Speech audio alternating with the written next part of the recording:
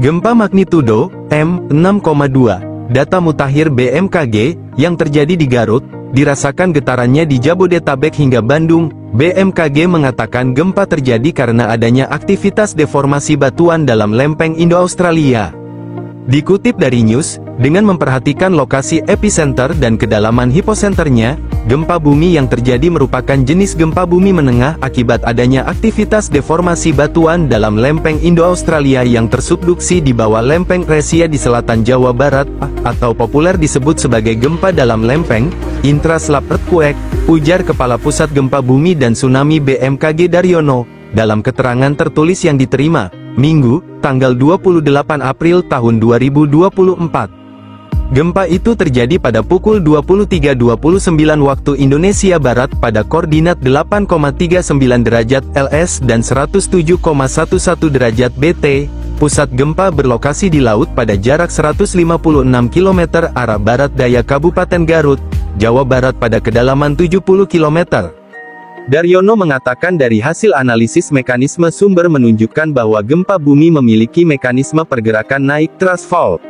Gempa ini tak berpotensi memicu gelombang tsunami. Gempa ini dirasakan berdampak dan dirasakan di daerah Sukabumi dan Tasikmalaya dengan skala intensitas 4 mmi. Selain itu getaran gempa juga dirasakan dengan skala intensitas 3-4 di daerah Tangerang, Tangsel, Bogor, DKI Jakarta, Kebumen, Banyumas, Cilacap dan Purwokerto. Skala intensitas 3 mmi dirasakan di daerah Bantul, Sleman, Kulon Progo, Trenggalek, Malang. Untuk diketahui MMI 4 yakni gempa dirasakan oleh orang banyak dalam rumah, di luar oleh beberapa orang, gerabah pecah, jendela, pintu berderik dan dinding berbunyi. MMI 3 yakni getaran dirasakan nyata dalam rumah, terasa getaran seakan-akan ada truk berlalu. Hingga pukul 23.55 waktu Indonesia Barat, hasil monitoring BMKG belum menunjukkan adanya aktivitas gempa bumi susulan, aftershock, tuturnya.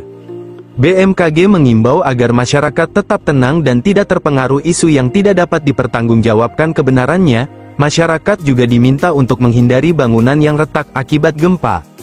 Kepada masyarakat dihimbau agar tetap tenang dan tidak terpengaruh oleh isu yang tidak dapat dipertanggungjawabkan kebenarannya, agar menghindari dari bangunan yang retak atau rusak diakibatkan oleh gempa.